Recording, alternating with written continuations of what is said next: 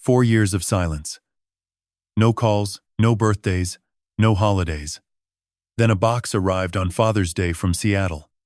Artisan chocolates, $2,800, handwritten card. For the dad who gave me everything. I almost cried. Almost. But my doctor had just told me to cut out sugar entirely. So I gave the chocolates to Tommy, my oldest friend in the world. He ate a few, after Sunday Mass. Within the hour, Tommy was on the ground, gasping, turning blue, not breathing.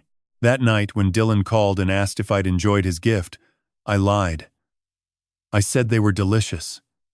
The relief in his voice told me everything I needed to know. Hey there. Thank you for being here today. If this is your first time on the channel, consider subscribing and turning on the bell so you never miss a story. I would also love to hear from you. Drop a comment and tell me where you are watching from in the world. Just a quick note. This story blends imagination with life experience, created for reflection and entertainment, with characters and events thoughtfully crafted. I had been awake since 5:30. Same as every other morning for the past 30 years. 3 decades of waking before dawn to answer fire calls had carved the habit into my bones so deep that retirement could not reach it. 3 years out of the Bend Fire Department, and my body still ran on the same clock. Up before sunrise. Coffee. By 6. The silence of the house stretching around me like something I had stopped questioning a long time ago. My name is Russell Keene, 68 years old. Former fire captain. Station 7, Bend, Oregon. Retired, widowed, and living in a house that used to be full. Scout was waiting by the kitchen door when I came downstairs, his tail thumping slow against the hardwood the way old dogs do. 12 years old. German Shepherd mix. Gray muzzle, bad hips, but his eyes still sharp. I scratched behind his ear and let him out onto the back porch. He stood there with his nose lifted toward the Deschutes River, breathing in the cool morning air. Margaret used to stand in that exact spot.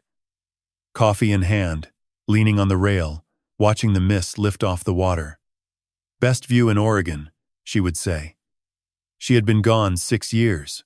A rainy November night. A logging truck running a red light on Highway 97. And the woman who made this house a home was gone. I still reached for 2 mugs some mornings before catching myself. Father's Day had not meant anything to me in a long time. When Dylan was small, it had meant burnt toast and crayon cards and fishing by the river. But my son had not spoken to me in 4 years. After Margaret's funeral, he moved to Seattle, said he needed space. And then the space just kept growing until it swallowed everything between us. The UPS truck pulled into my driveway a little after 10. I watched from the kitchen window as the driver placed a box on the porch and drove away. Scout barked from the living room, then trotted to the front door. Hackles raised, body rigid. I carried the box inside and set it on the kitchen table. The shipping label read my name and address. The sender line showed a Seattle address with no name attached.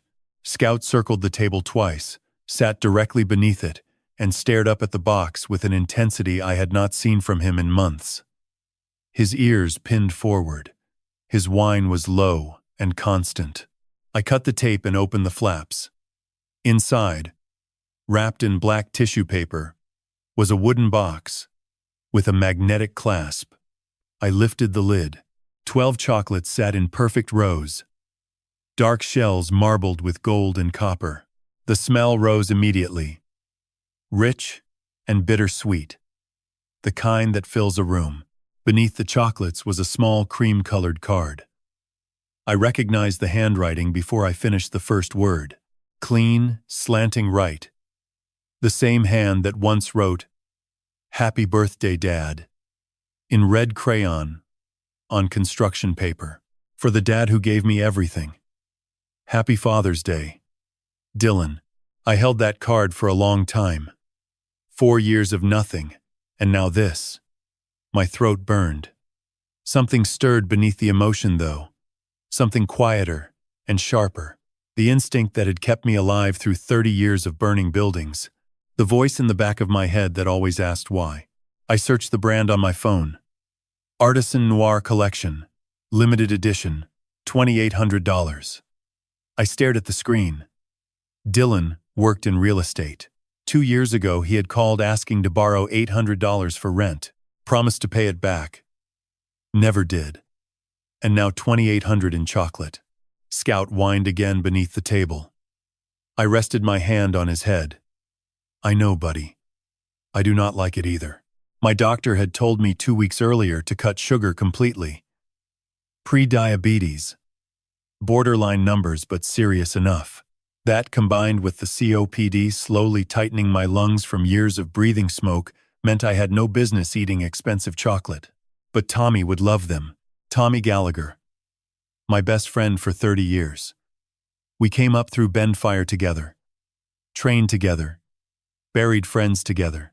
Tommy was the man who dragged me out from under a collapsed roof on Greenwood Street in 1994 when a burning beam came down across my back. I owed him my life. 70 years old now, retired. Volunteering at St. Michael's Parish every Sunday. And the kind of man who could eat an entire box of chocolates without a shred of guilt. I placed the lid back on, carried the box to my truck, and drove the 12 minutes to St. Michael's. The church sat on a low hill overlooking the valley. Its wooden steeple warm in the late morning sun. Tommy's red pickup was already in the lot. Mass had just ended. A few parishioners lingered on the steps in the June air. Tommy stood near the entrance, white-haired and broad-shouldered, grinning the second he spotted me. He raised a hand. Russ. Happy Father's Day, old man. You finally leaving the house on a Sunday? I handed him the box. My son sent me these. Fancy chocolates. Cannot eat them. Doctor's orders. Figured you earned them. Tommy opened the lid and whistled low. Would you look at that? He lifted a chocolate to the light, turning it slowly, admiring the gold swirl across the dark shell. Then he placed it in his mouth and closed his eyes. Oh, Russ, he said. These are incredible. He reached for a second. Then a third. We talked for a while on the church steps, the way we always did after Sunday Mass. Tommy asked about Scout's hips. I asked about his daughter in Portland. The sun climbed higher, and most of the parishioners drifted to their cars. A few lingered inside the parish hall, pouring coffee and setting out cookies on paper plates. Tommy carried the chocolate box inside. He set it on the long folding table near the window, where the light came through the stained glass, and painted everything in soft blues and reds. He ate another piece, his fourth, and offered one to Helen Marsh, who shook her head and said she was watching her sugar. More for me then, Tommy said, grinning. I was standing by the coffee table, stirring powdered creamer into a paper cup when it happened. A sound came from behind me. Not loud, not dramatic, just a quick, sharp intake of breath, like someone had been startled. I turned around. Tommy was standing by the window with one hand pressed flat against his chest. His face had changed. The color was draining out of it fast, moving from pink to gray, the way embers lose their glow when the oxygen runs out. Tommy, I said. He did not answer. His other hand reached for the edge of the table, missed, and his fingers scraped across the wooden surface. His knees buckled. He went down hard, his shoulder catching the corner of a folding chair on the way, sending it clattering across the floor. Then he was on his back, eyes wide, mouth open, chest barely moving. Helen screamed. I dropped the coffee cup and crossed the room in 3 strides. 30 years of training took over before my mind could catch up. I knelt beside him and pressed 2 fingers to his neck. His pulse was faint, erratic, like a motor misfiring. His lips were turning blue. His chest was not rising. Call 911, I shouted to no one in particular. Now, I tilted his head back, opened his airway, and started compressions. 1, 2, 3, 4. The heel of my hand driving down against his sternum with a rhythm I had practiced 1,000 times. I could hear someone crying behind me. I could hear a phone being dialed. I could hear my own breathing, steady and controlled, the way fire training had taught me. Stay calm. Stay focused. People die when you panic. 15 compressions. 2 breaths. His chest rose slightly with each one, but his color was not improving. The blue was spreading from his lips to his fingertips. I kept pushing. The stained glass above us threw colored light across Tommy's face, red and gold and blue. And for a moment, it looked almost peaceful, like a painting in a cathedral. But there was nothing peaceful about the way his body lay rigid on that cold tile floor. "Stay with me, Tommy," I said between compressions. "Do not you do this." The paramedics arrived in under 8 minutes. 2 of them came through the parish hall doors, carrying a stretcher and a defibrillator. I stepped back and let them work, my arms shaking, my shirt soaked through with sweat. They attached the pads, checked his rhythm, administered something through an IV line. Tommy's body jerked once when they used the defibrillator.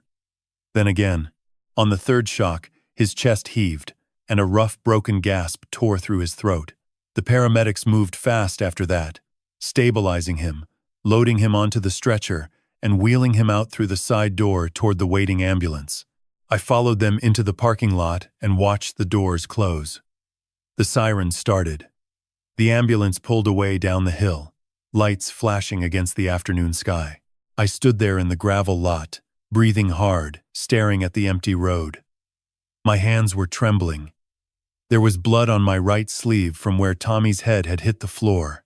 Around me, a small cluster of parishioners huddled together, some crying, some praying, some simply staring in shock. Inside the parish hall, the box of chocolates still sat open on the table, 4 empty spaces where the pieces had been. I drove to St. Charles Bend and arrived before the ambulance did. The emergency room smelled the way all emergency rooms smell: antiseptic and burnt coffee, and something underneath that you never quite get used to. I sat in a plastic chair in the waiting area and stared at the fluorescent lights until my eyes burned. A nurse came out after 40 minutes. Tommy was stable, she said, breathing on his own. But the doctors were concerned.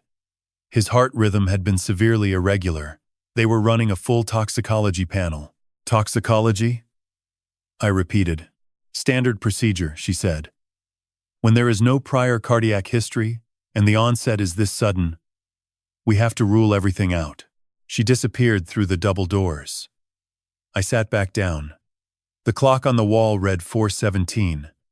The waiting room was nearly empty. Just me and a woman across the aisle clutching a rosary. The double doors opened again 20 minutes later. This time, it was not a nurse. A woman in a dark blazer stepped through, badge clipped to her belt, notebook in hand, young, sharp eyes, hair pulled back tight. She walked directly toward me. "Mr. Keene?" she said. "I am Detective Maria Lopez, Bend Police Department. I need to ask you a few questions." I nodded. "You brought Mr. Gallagher the chocolates he consumed before his collapse. Is that correct?" "Yes," I said. "They were a gift. From my son." Lopez wrote something down. "And you did not eat any yourself?" "No. I am pre-diabetic. Doctor told me to cut out sugar." She looked up from her notebook. "Mr. Keene, I need to inform you that until we receive the toxicology results, you are considered a person of interest in this investigation." The words landed heavy. Person of interest. I had spent 30 years on the other side of emergencies, saving people, pulling them from wreckage, breathing life back into their lungs. And now I was sitting in a hospital waiting room being told I might be responsible for nearly killing my oldest friend. "I understand," I said quietly. Lopez closed her notebook and handed me a card. "Do not leave town. We will be in touch." She walked away. I sat there alone, staring at the card, listening to the hum of the fluorescent lights above me. The clock read 5:42. My phone buzzed in my pocket at 9:17 that evening. I was sitting at the kitchen table in the dark, Scout curled at my feet. A cold cup of coffee, untouched beside my hand. The screen lit up. Unknown number. Seattle area code. I answered. Silence on the other end. Then a voice I had not heard in 4 years. Quiet and careful. Hey, Dad. Happy Father's Day. My finger found the record button before I even realized what I was doing. 30 years of responding to emergencies had wired certain reflexes so deep they fired without permission. Document everything. Preserve the evidence. Figure out what it means later. Dylan, I said. My voice came out steadier than I expected. I just wanted to check in, he said. See how your day was. Did you get my gift? I leaned back in the kitchen chair. Scout lifted his head from the floor and watched me, his dark eyes catching the faint glow of the phone screen. The house was silent around us. No television, no radio. Just the ticking of Margaret's old clock on the mantel and the distant sound of the river moving through the dark. I did, I said. Thank you. A pause. Brief but deliberate. So did you try them? There it was. Not did you like them or what did you think? Did you try them?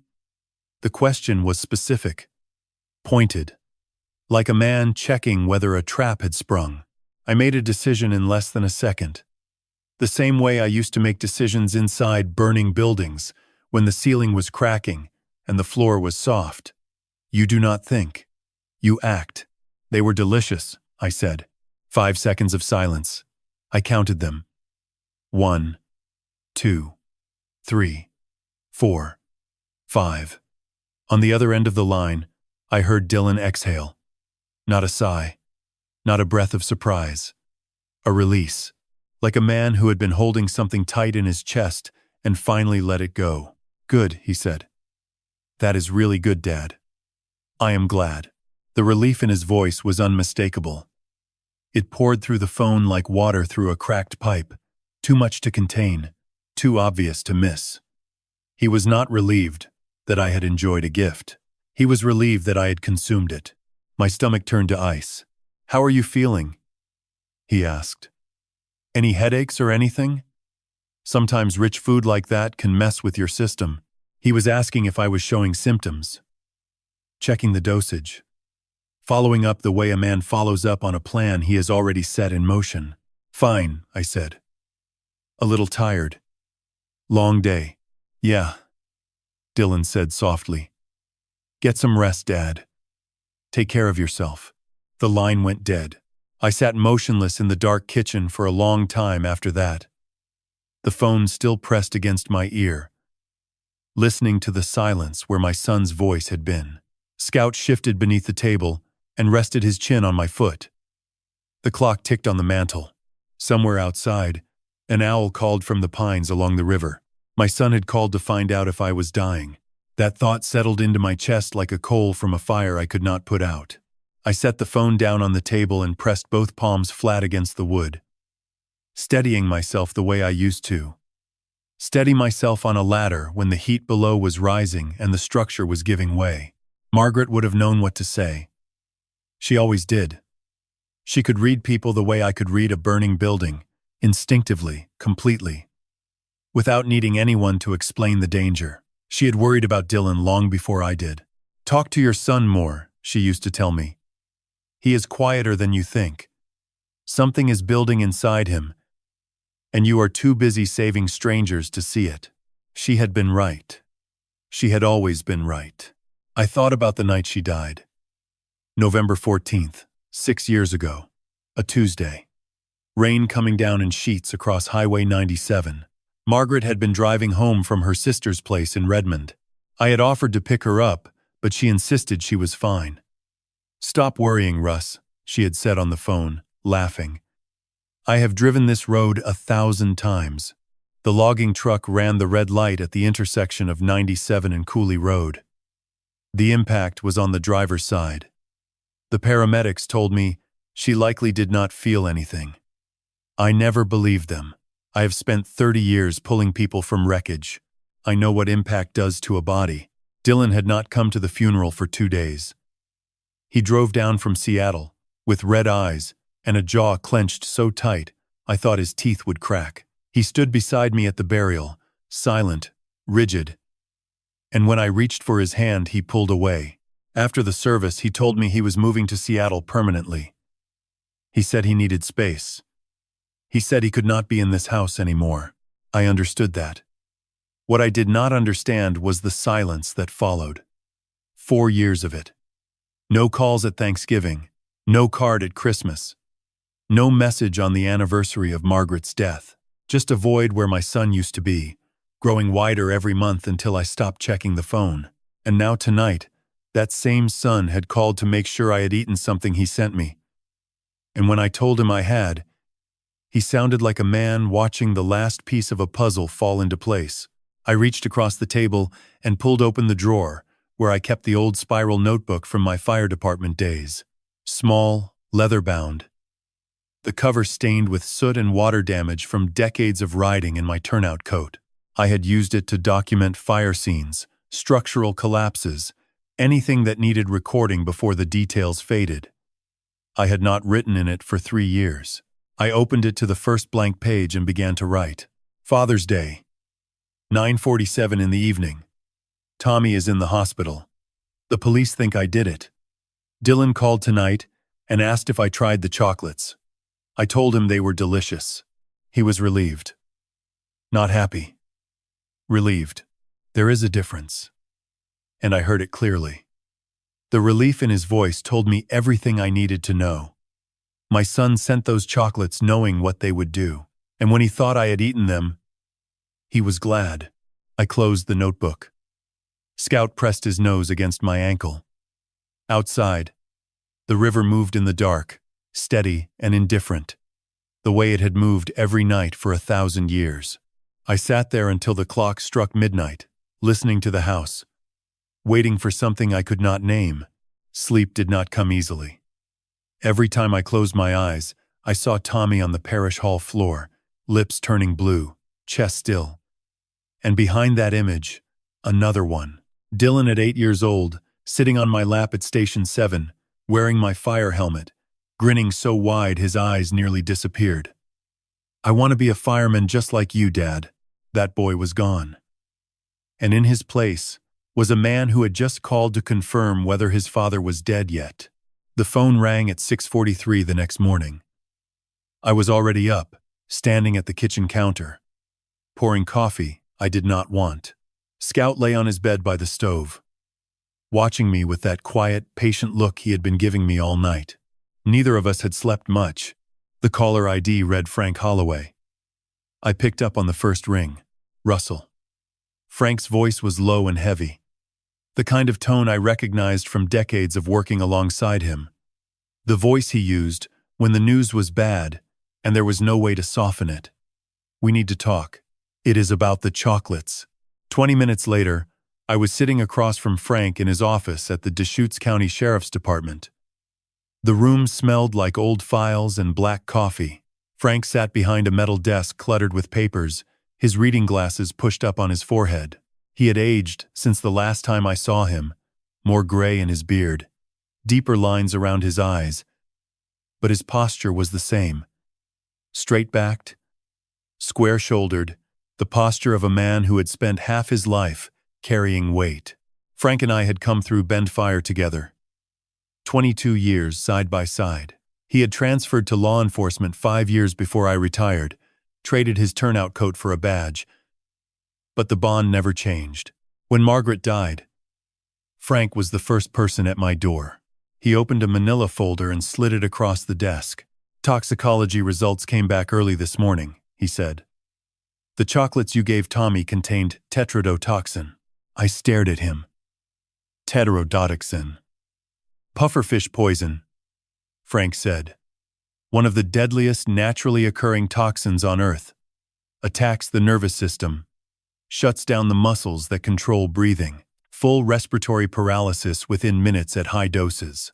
The room felt smaller suddenly. The fluorescent light above us hummed like a trapped insect. Tommy ingested approximately 50 grams of chocolate. Frank continued. 4 pieces. The concentration of tetrodotoxin in each piece was significant, but not immediately lethal at that quantity. If he had eaten the entire box? Frank paused. We would not be having this conversation. We would be planning a funeral. I leaned forward. And me? If I had eaten them? Frank met my eyes. Same outcome. Likely worse. Given your respiratory condition. I sat with that for a moment. My son had sent me a box of chocolates laced with a toxin that would have stopped my lungs. The same lungs already damaged from 30 years of breathing smoke. He knew about my COPD. He had known since the diagnosis 4 years ago. I recorded the phone call last night, I said. Dylan called. Asked if I tried the chocolates. When I told him they were delicious, he sounded relieved. Then he asked if I was having any symptoms. Frank's pen stopped moving. He asked about symptoms. His exact words were, any headaches or anything.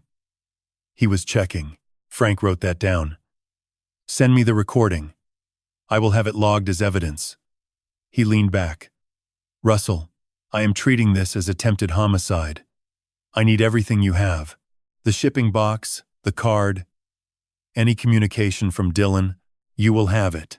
I left Frank's office just before 9 and drove to Morrison's Auto on the east side of town. The shop sat at the end of a gravel road lined with juniper trees. A low cinder block building with 2 bay doors and a hand-painted sign that had been there since 1981. Hank Morrison was underneath a Chevy Silverado when I pulled in. Only his boots visible from under the chassis. That you, Russ?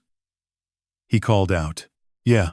He rolled out on a creeper, wiping his hands on a rag already black with grease. 75 years old, arms still thick from decades of manual labor. Silver crew cut, a face like carved oak. Hank had served 2 tours in Vietnam before coming home to Bend and opening the shop. He was not a man who wasted words or tolerated nonsense. You look like hell, he said. Feel like it too. I told him about Tommy, about the chocolates, about Dylan's call. Hank listened without interrupting, which was unusual for him. When I finished, he was quiet for a long moment. Then he shook his head slowly.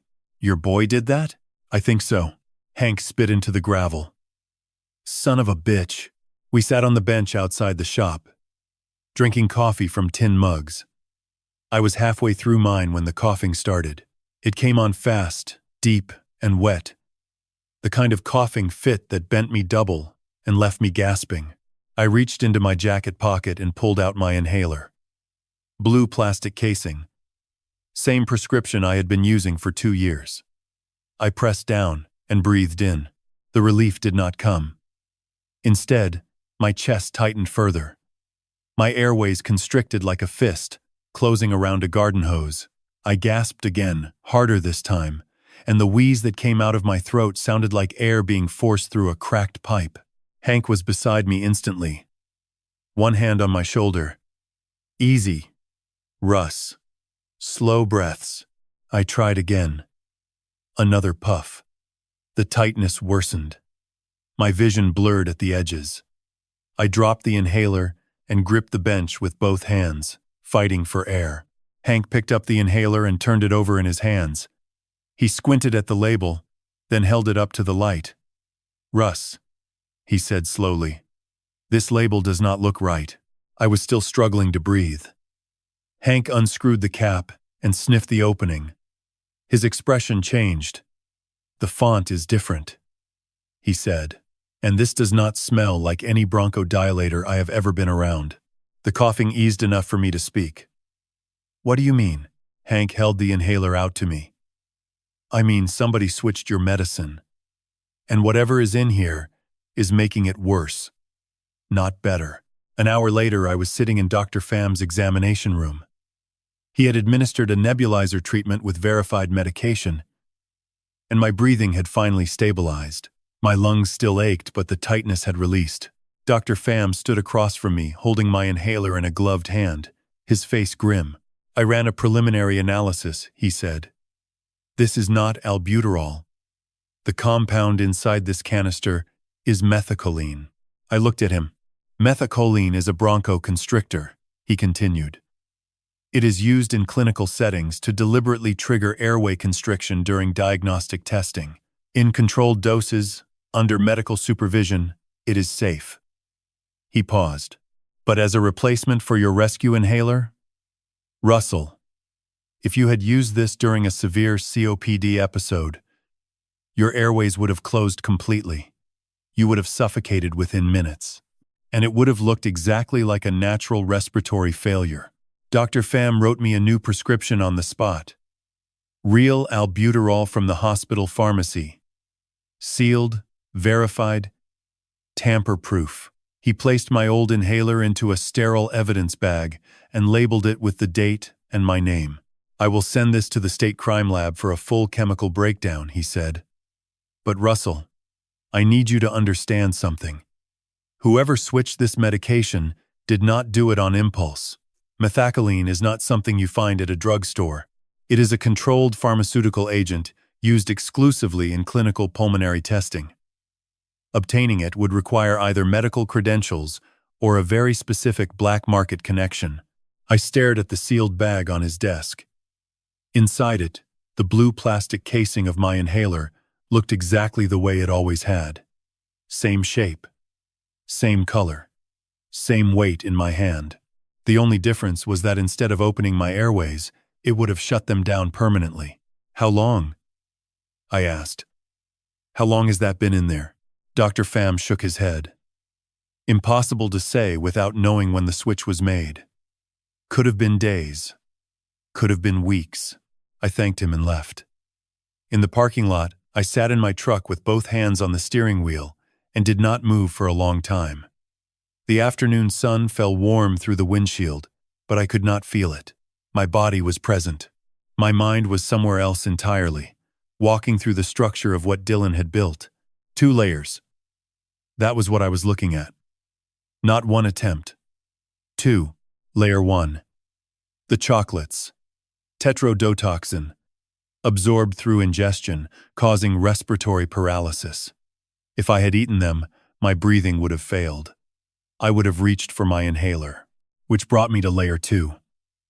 The inhaler. Methacholine. A bronchoconstrictor. Disguised inside my own rescue medication. Instead of opening my airways, it would have sealed them shut. My lungs would have collapsed inward like a building folding in on itself. And to anyone looking from the outside, it would have appeared exactly like what the doctors had been warning me about for years. A severe COPD episode. A tragic but predictable decline. No crime scene, no investigation. Just an old fireman whose lungs finally gave out. I drove home. Scout met me at the door, tail low, eyes searching my face the way he always did when something was wrong. I knelt down and pressed my forehead against his. His fur smelled like dust and pine and the river. Good boy, I said. You knew, did you not? You knew from the moment that box came through the door. I sat at the kitchen table and opened the soot-stained notebook. The pen felt heavier than it should have. Day 2, I wrote. Toxicology confirmed. Tetrodotoxin in the chocolates. Lethal dose if I had consumed the full box. Dr. Pham confirmed the inhaler was switched. Methacholine, a bronchoconstrictor, replacing my albuterol. 2-layer plan. Chocolate triggers respiratory distress. Inhaler finishes the job. Death appears natural. No suspicion. No investigation. This was not impulsive. This was not desperate. This was engineered. I underlined the last word twice and closed the notebook. I called Frank from the kitchen. He answered on the second ring. When I told him about the methacholine, about Dr. Pham's analysis, about the 2-layer design, the line went quiet for several seconds. Engineered, Frank repeated slowly. That is exactly the right word. Dr. Pham is sending the inhaler to the state lab, I said. He bagged it as evidence. Good. I will coordinate with Lopez and make sure it gets into the case file. Frank paused. Russell, I need to ask you something. When was the last time someone other than you was inside your house? I thought about it. Hank had stopped by 3 weeks ago to help me fix a leaky faucet. Before that, no one. I lived alone. The only visitor I had on a regular basis was the mail carrier, and she never came past the porch. 3 weeks, I said. Hank Morrison. Before that, nobody. Then someone entered your home without your knowledge, Frank said. Someone who knew where you kept your medication, knew what to replace it with, and knew how to do it without leaving a trace. We hung up. I checked every door and window in the house. Front door, locked. Side door to the garage, locked. Back door leading to the porch that overlooked the river, locked. I went to bed just after 10. Scout settled onto his blanket beside my bed, the way he did every night. I lay in the dark, listening to the house. The refrigerator humming, the wind pressing against the windows, the occasional crack of the old timber frame shifting in the cool night air. At 2:47 in the morning, Scout erupted. The bark came sharp and sudden, tearing through the silence like a siren. He was on his feet instantly, his body rigid, facing the bedroom door. His growl was low and continuous, rumbling from somewhere deep in his chest. I had heard Scout bark at squirrels, at deer, at the occasional raccoon on the porch. This was different. This was the bark of a dog who sensed something that did not belong. I reached for the nightstand and grabbed my phone. The screen lit up. 2:47. I swung my legs off the bed and moved to the bedroom door. Scout was pressed against it, his nose working the gap at the bottom, his claws scratching the hardwood. "Easy, boy," I whispered. I opened the door slowly and stepped into the hallway. The house was dark. Moonlight came through the living room windows in thin silver strips, casting pale lines across the floor. I moved down the stairs, one hand on the rail, listening. Scout followed close behind, his growl never stopping. Nothing, no movement, no sound beyond the wind and the river.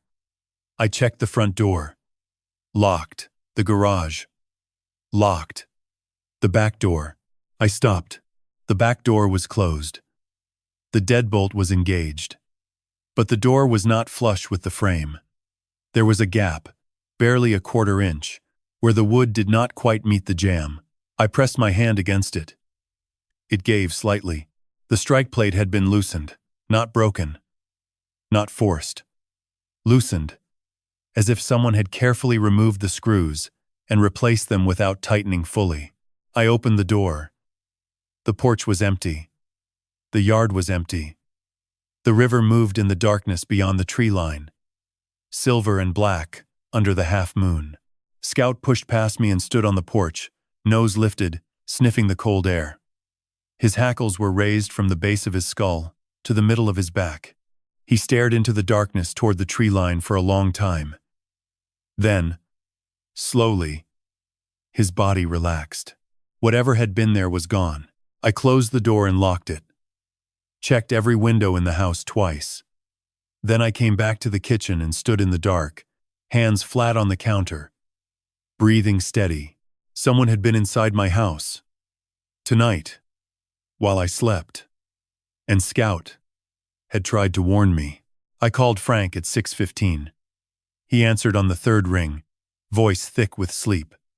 I told him about Scout, about the back door, about the loosened screws on the strike plate. "Do not touch anything," he said. "I will be there in 40 minutes. Frank arrived at 7 in an unmarked sedan. He brought a forensic kit from the trunk, a small black case with brushes, powder, and evidence bags. He started with the back door, crouched down, examined the strike plate with a penlight, dusted the doorknob and frame for prints. "Clean," he said after several minutes. Whoever did this wore gloves. The screws were backed out about 3/4 of a turn each, enough to weaken the latch without being obvious. He stood and looked at me. "This is not amateur work, Russell. Someone who knows how locks function did this." We walked the perimeter of the house together. The ground along the back porch was hard-packed gravel, no footprints. The side yard was dry grass, same result. Frank checked every window, all locked, all intact. "Your neighbor," Frank said, nodding toward the house across the road. Martha Chen. She still has that camera on her garage? Yeah. Motion activated. Points down her driveway, but catches part of my property line. Let us go talk to her. Martha Chen was 60 years old, a retired school teacher who lived alone with 2 cats and a garden that won the Bend Horticultural Award 3 years running. She answered the door in a bathrobe, surprised to see a detective on her porch before 8 in the morning. When Frank explained the situation, her face went pale. Someone broke into Russell's house, she said. Lord have mercy. She led us to the small office off her kitchen where the security system monitor sat on a cluttered desk. Frank pulled up a chair, and Martha navigated to the previous night's footage. The camera was mounted on the corner of her garage, angled down the driveway toward the road. In the upper right corner of the frame, the edge of my property was visible. The back corner of my house, the porch railing, and the tree line along the river. Frank scrubbed through the timeline. 11 o'clock. Midnight. 1. 2. At 2:43. Movement. A figure appeared at the edge of the frame, emerging from the tree line along the day shoots.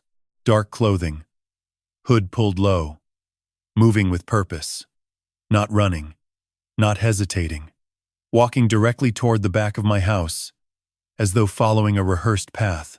At 2:47, the figure reached my back porch and disappeared from the camera's view. The timestamp advanced. 2:48, 2:50, 2:53.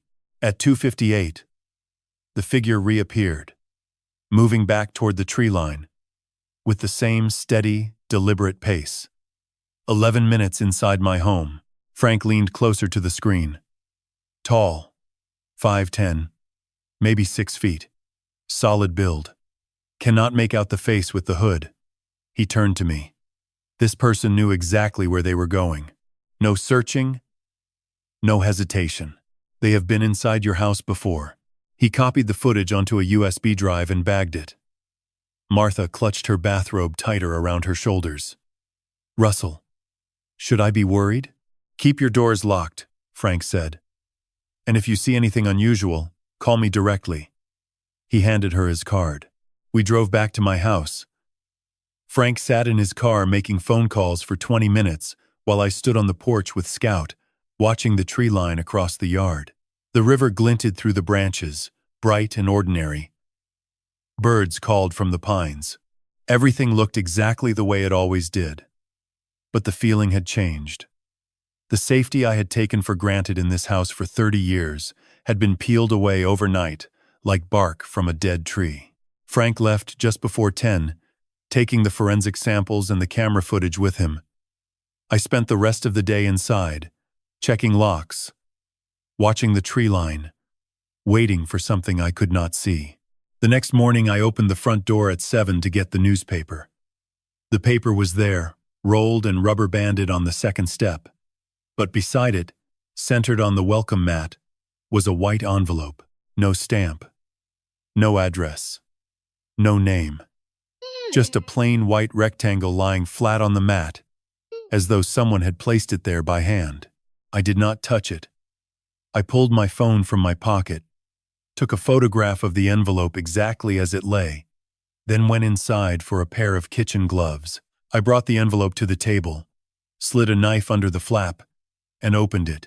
Inside was a single photograph, black and white, printed on matte paper, grainy but clear enough to make out every detail. It was me, asleep, in my bed. The photograph had been taken from the doorway of my bedroom, angled slightly downward. I could see the quilt Margaret had made, pulled up to my chest. Scout's back was visible at the foot of the bed. The nightstand with my phone and water glass. The closet door half open behind me. In the bottom right corner, white digital numbers. 2:52 in the morning. Someone had stood in my bedroom doorway, 3 feet from where I slept, and taken this picture. Then they had walked out through my back door, disappeared into the trees, and come back hours later to leave it on my porch. A message. Clear and deliberate. We were inside your house. We were standing over you, and there was nothing you could do about it. I called Frank. Then I called Hank. By 2 that afternoon, Hank and I had installed motion sensor lights on every corner of the house, contact alarms on both doors, a wireless camera above the front porch, and a second one covering the backyard and the tree line. Hank drilled reinforced strike plates into every door frame and replaced every screw with 3-inch steel bolts. That ought to slow them down, Hank said, wiping sweat from his forehead. I looked at the camera feeds on my phone. Front porch, backyard, tree line, clear images, green indicator lights. It is not about stopping them, I said. It is about seeing them coming. That night I lay in bed with Scout beside me, the phone on my chest. The camera feeds cycling every 10 seconds. The house was locked. The alarms were armed. The motion lights were active, but I did not sleep. Every time I closed my eyes, I saw that photograph. My own face, slack and unaware. The quilt Margaret made. Scout at my feet, and somewhere behind the camera, a pair of hands steady enough to hold a lens in the dark without shaking. Whoever had taken that picture wanted me to know one thing. They could reach me anytime they wanted. And next time, they might not just take a photograph. The call came at 7 the next morning. Hank's voice, tight and clipped. No greeting. Russell, get over here. My son found something about your house. You are not going to like it. I was in my truck within 10 minutes. Hank had not said to come to the shop. He had given me an address downtown. A 3-story office building on Franklin Street that I had driven past 100 times without paying attention. The sign beside the entrance read Holloway and Associates, Real Estate and Property Law. Victor Holloway met me in the lobby. He was 45, lean, sharp-jawed, with his father's direct stare and the kind of handshake that said he did not waste time. He wore a pressed shirt with the sleeves rolled to his elbows and reading glasses pushed up on his forehead. "Mr. Keene," he said, "Dad told me what has been happening. I started pulling records last night after he called. Come with me." He led me to a conference room on the 2nd floor. Hank was already inside. Sitting at the long table with a mug of coffee, he was not drinking. His jaw was set the way it got when he was angry, which, in 30 years of knowing him, I had seen maybe a dozen times. Victor opened a laptop and turned the screen toward me. On it was a document. A real estate transfer agreement. The header read, Cascade Summit Properties LLC. Beneath that, a property description I recognized immediately. 14 Elk Ridge Lane, Bend, Oregon. Lot size, 2.3 acres. Residential structure, plus outbuildings. Assessed value, $890,000. My house. My land. The home Margaret and I had built together 31 years ago. This agreement was filed with the Deschutes County Recorder's Office 18 days ago, Victor said. It transfers full ownership of your property to an entity called Cascade Summit Properties LLC. The sale price listed is $890,000.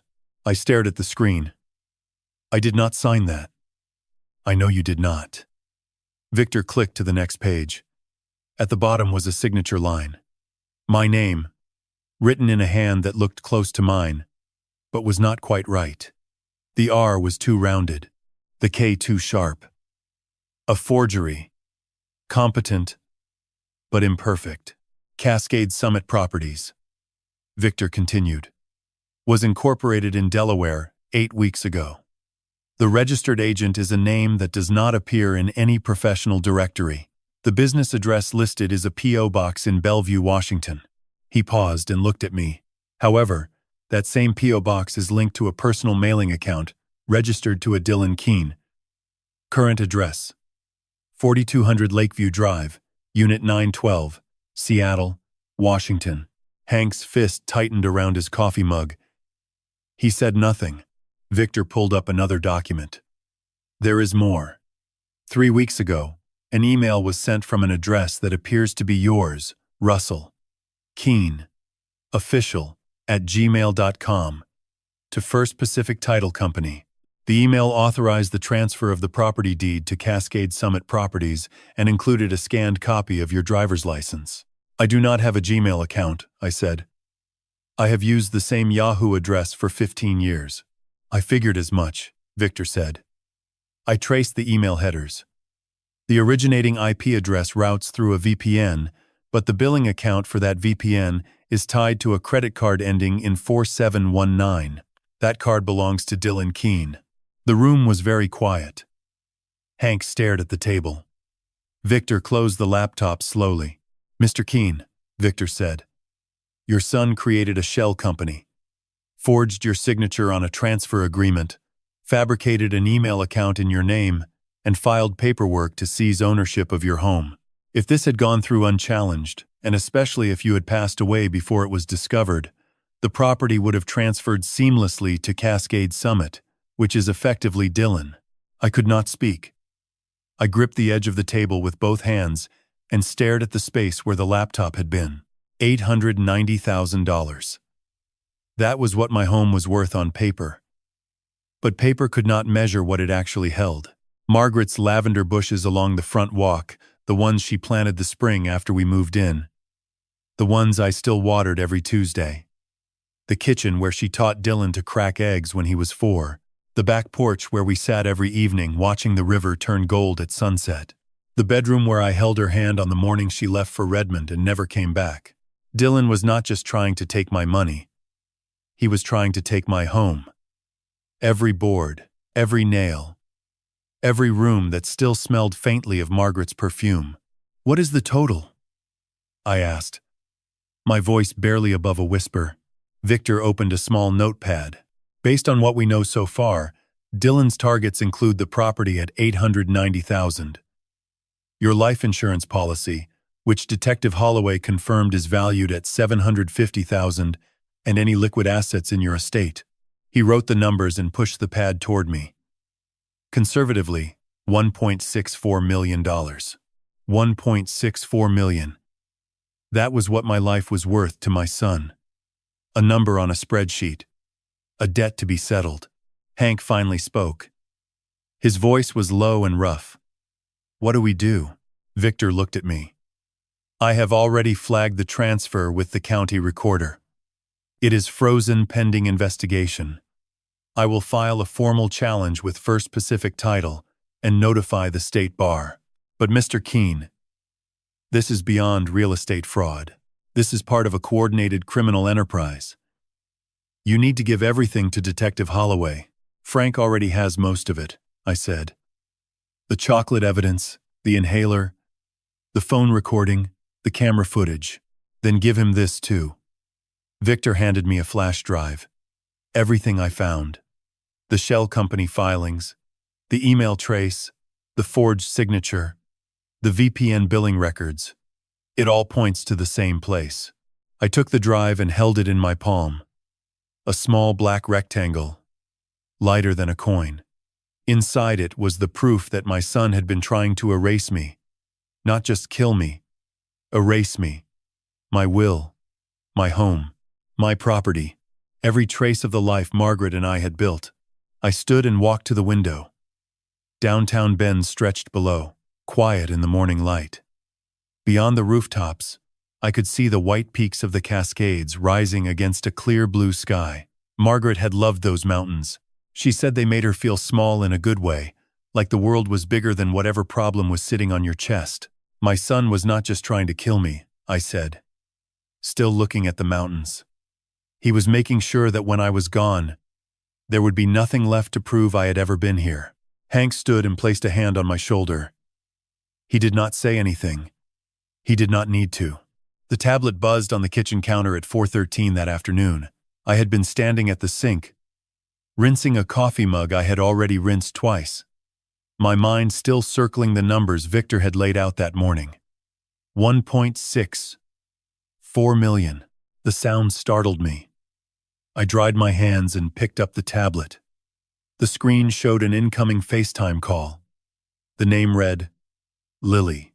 My granddaughter's face filled the screen before I had fully raised it to eye level. Blonde hair pulled into a high ponytail. Blue eyes so bright they looked lit from behind.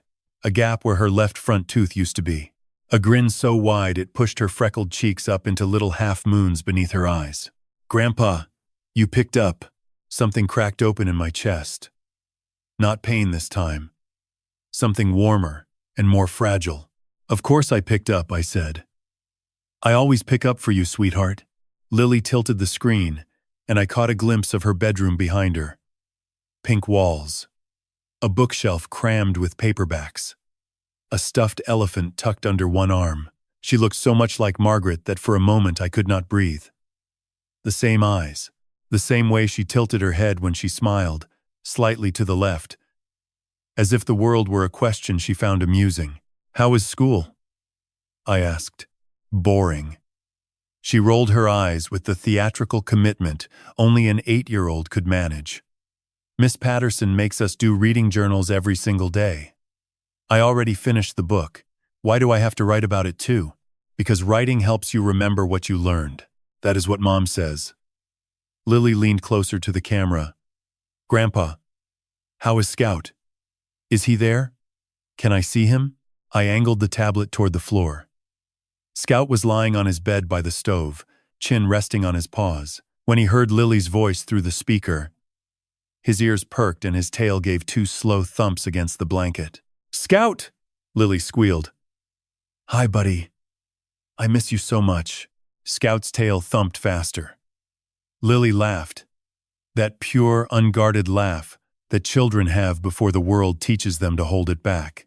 I let her talk to the dog for a minute, watching her face, memorizing it, storing it somewhere safe inside me, where the darkness of the past week could not reach. "Grandpa," Lily said, pulling the tablet back to her face. "Guess what?" "What?" "Daddy says we are moving soon." Her eyes sparkled. "To a big house. With a river." The warmth in my chest turned to ice. I kept my expression steady. 30 years of walking into burning buildings had taught me how to control my face when everything inside was collapsing. "A big house," I repeated. "Did he say where?" "Somewhere in Oregon." He showed me pictures on his phone. It looked really pretty. There were mountains and trees and a big yard. She bounced on her bed. He said I could have my own room and Scout could come visit. "My house." Dylan had shown her pictures of my house. "That sounds nice," I said carefully. "What else did Daddy say?" Lily chewed her bottom lip, thinking, "He has been really busy lately. He is on the phone a lot. Like, all the time. He talks to these men. They sound funny." "Funny how?" "Like, their voices are different. Like they are from another country or something." She wrinkled her nose. "One of them sounds kind of scary. His voice is really deep, and he talks really slow." "Gregor." The description fit perfectly. Deep voice, deliberate speech, foreign accent. The man who had stood outside my house in the dark and walked through my back door while I slept. I pressed the record button on the tablet as casually as I could, pretending to adjust the screen angle. "Does Daddy talk to these men a lot?" I asked. "Yeah. Every day, I think. He goes into his office and closes the door. Sometimes, I hear him through the wall." She lowered her voice, as if sharing a secret. "He talks about money a lot, and he said your name once." "My name?" "Yeah. He said something about Grandpa, and then he said a word I did not understand. Insurance." She sounded it out slowly, syllable by syllable. "What is insurance, Grandpa?" I closed my eyes for a second. Just 1 second. Long enough to swallow the burning in my throat before Lily could see it. "Insurance is something grown-ups use to protect their families," I said. "It is complicated. Everything grown-ups do is complicated." She shrugged, already losing interest. Then her face changed. Softer now. Quieter. "Grandpa, can I tell you something? But you have to promise not to tell Daddy." "I promise. Mommy cries a lot." Lily's voice dropped to barely a whisper. Like, every night. I can hear her through the wall. And her and Daddy fight about money. Last week she was crying really hard, and she said she did not sign up for this. And Daddy said she needs to trust him. He said everything is going to work out. My hand tightened around the edge of the tablet. I wanted to reach through the screen and pull this child out of that apartment, away from Dylan, away from whatever nightmare was unfolding around her. I am sorry you have to hear that, sweetheart, I said gently. That must be scary. Yeah. She was quiet for a moment, then brightened slightly. But Daddy said something good too. He said when things get better, we are all going to be together again. Even Grandpa. Even Grandpa. The words landed like a fist against my sternum. Dylan had told his daughter they would all be together, including me. But not because he planned to reconcile, because he planned to take everything I owned after I was gone.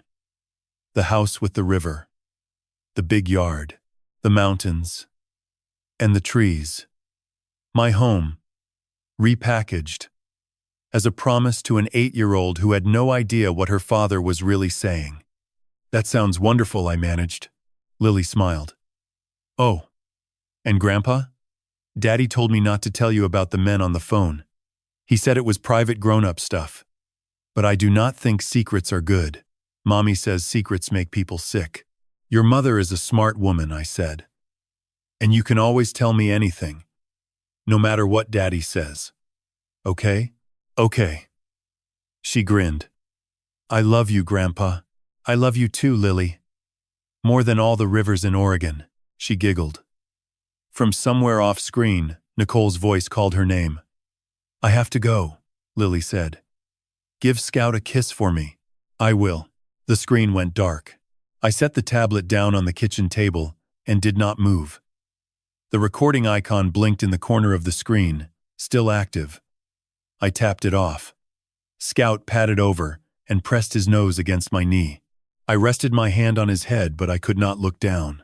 If I looked at anything soft or kind right now, I was going to break. My granddaughter had just told me that her father talks to men with foreign accents about money and insurance. That her mother cries every night. That her father promised a big house with a river. My house. My river. And she had told me all of it with the openness of a child who still believes that sharing a secret is the same as fixing it. I picked up my phone and called Frank. Lily called, I said. She mentioned the men, the accents, the money, my name, and the word insurance. She said Dylan told her they are moving to a big house with a river. Frank. He showed her pictures of my house. Silence on the other end. Then Frank exhaled slowly. Russell, we need to talk to Nicole. Alone. Away from Dylan. I know. It took 2 days to arrange the meeting. Frank handled the logistics through a contact at Seattle PD. A prepaid phone delivered to Nicole. A single text with a time, a date, and a location. No names. The Blackbird Coffee sat on a quiet road outside Sisters, Oregon, 25 miles west of Bend. Small timber frame, fogged windows. The smell of roasted beans drifting through the screen door. I arrived 30 minutes early and took a corner booth with a clear view of the entrance. Old habits. Nicole walked in at exactly 2. I barely recognized her. The woman I remembered from Dylan's wedding had been bright-eyed and warm. The woman in the doorway now looked hollowed out, dark circles under her eyes. Cheekbones too sharp, hair knotted back like it had not been undone in days. Her jacket hung loose on her shoulders. She crossed the room and slid into the booth without a word. Wrapped both hands around the coffee mug the waitress brought, but did not drink. Her fingers were trembling. Thank you for coming, I said quietly. She nodded once. Eyes fixed on the table.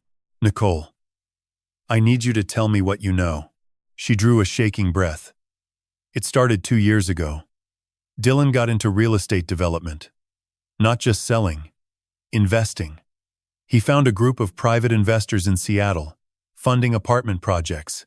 The returns looked incredible. Too incredible. She tightened her grip on the mug. The first project went fine. Small profit. He put more in. Then the second project collapsed. Developer disappeared with the capital. Dylan lost $140,000 overnight. And instead of stopping, he doubled down, I said. She looked up at me for the first time. Her eyes were red. He borrowed money to cover the loss. Said he could make it back on the next deal. But that fell apart too. By the time I found out, he owed $320,000 to a group he called the investors. Volkov, I said. She flinched. You know about them. Enough. Keep going. The debt kept climbing. Interest.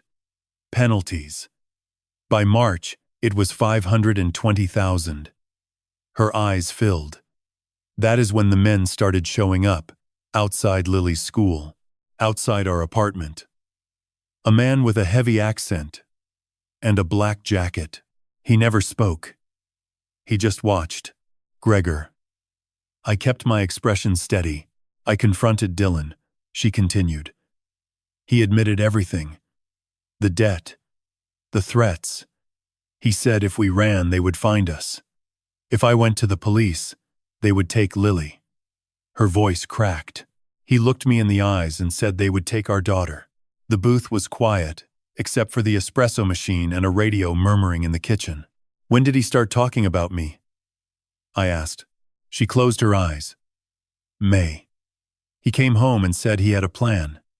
Said everything would be taken care of. Said the old man's insurance would cover it. She opened her eyes. His exact words, Russell. The old man. Like you. Were not his father. Like you were a line item. How much is the policy? $750,000. Dylan took it out years ago. You are the insured. He is the beneficiary. She wiped her eyes. He told the Volkov people the policy would pay out, that it was just a matter of time. They extended the deadline. And when time ran out, Dylan decided to speed things up. Nicole nodded. He never told me the details. I swear, Russell, I did not know about the chocolates or the medication. Not until Lily told me what she said on your call. Then, I started putting it together. I studied her face. The trembling hands, the hollowed cheeks, the raw terror. 30 years of reading people in crisis had taught me to recognize when someone was performing and when someone was surviving. Nicole was surviving. He is not the man I married, she said, her voice breaking. Something broke inside him. I do not know when, but the Dylan I fell in love with is gone, and I am terrified of who replaced him. I know, I said. I have been looking for him too, she cried quietly, pressing a napkin to her face. When she composed herself, I set my phone on the table. I am going to call Detective Frank Holloway. He can arrange immunity with the county prosecutor. Full immunity in exchange for your testimony. Everything you know, the debt, the threats, the Volkov connection, Dylan's words about the insurance. You tell them all of it and you walk away clean. She stared at the phone. And Lily? Lily will be safe. Once Dylan is in custody, he cannot threaten either of you. What if they come for us first? They will not. Frank has resources. Seattle PD is involved. Nicole looked at me for a long time. Behind her eyes, I could see the calculation. Fear weighed against exhaustion. Risk weighed against freedom. The same look I had seen on people trapped on the second floor of a burning building, staring at the ladder and deciding whether to jump. Okay, she said. Do it. I dialed Frank. He answered on the second ring. I am at Blackbird Coffee with Nicole Keene. She is willing to testify. She knew about the debt and the Volkov threats, but not the chocolates or the medication. Dylan threatened to take Lily if she talked. We need immunity. A pause. Put me on speaker. Frank's voice filled the booth. Calm and professional. Mrs. Keene, has your husband been in contact with you since you agreed to this meeting? Nicole whispered. No. He thinks I am visiting my sister in Eugene. Good. Keep it that way. I am calling the county prosecutor now. Can you stay for the next hour? Yes. 40 minutes later, Frank called back. Immunity approved. Full cooperation, in exchange for complete testimony. Nicole closed her eyes when she heard the words. A single tear ran down her cheek, but she did not wipe it away. Thank you, she said across the table. Thank you, Russell. Do not thank me yet. We still need hard evidence. A recording. A document. Something Dylan touched directly. Frank's voice came through the speaker. Nicole's testimony is strong, but we need physical corroboration. Something that ties Dylan's hands to the plan. Nicole shook her head. I do not have anything like that. I looked at my phone. Thought about the man who had walked through my back door at 2:47 in the morning. The man who had switched my medication and photographed me sleeping. The man who, according to his own words, did not touch cops and did not like bad positions. I think I know who might, I said. I did not have to wait long. The next night, just before midnight, my phone buzzed on the nightstand. The security app flashed a motion alert from the backyard camera. I opened the feed, and the screen filled with a grainy green image, night vision. The tree line sharp against the dark sky. A man stood at the edge of my property line. Tall, broad, motionless. He was not hiding behind the trees or crouching in the shadows the way he had before. He was standing in the open, 10 feet from the fence, facing the camera directly, hands at his sides. No hood. No attempt to conceal himself. He wanted to be seen. I got out of bed and dressed quickly. Jeans, boots, flannel shirt. I opened the closet and reached for the Remington 12-gauge that had been leaning in the corner since Margaret was alive. I had not fired it in years. It was not loaded, and I did not load it now. But whoever was standing in my yard did not need to know that. Scout was already at the back door, body rigid, a low growl vibrating through his chest. I rested my hand on his head for a moment, then opened the door and stepped onto the porch. The night air hit me cold and damp. Fog had rolled in from the Deschutes, thick and low, turning the yard into a gray sea that swallowed everything beyond 20 feet. The motion light triggered as I stepped forward, flooding the porch in white light. Beyond its reach, the man stood exactly where the camera had shown him. A silhouette in the mist. I raised the shotgun to my shoulder. That is far enough. The figure raised both hands slowly, palms open. Then he spoke. Deep voice, deliberate cadence, an accent that rolled the consonants and softened the vowels. Russian. Mr. Keene, I am not here to hurt you. If I wanted to hurt you, I would not be standing where your camera can see me. Who are you? My name is Gregor. I work for the people your son owes money to. He paused. Worked. Past tense. I am here because I am finished.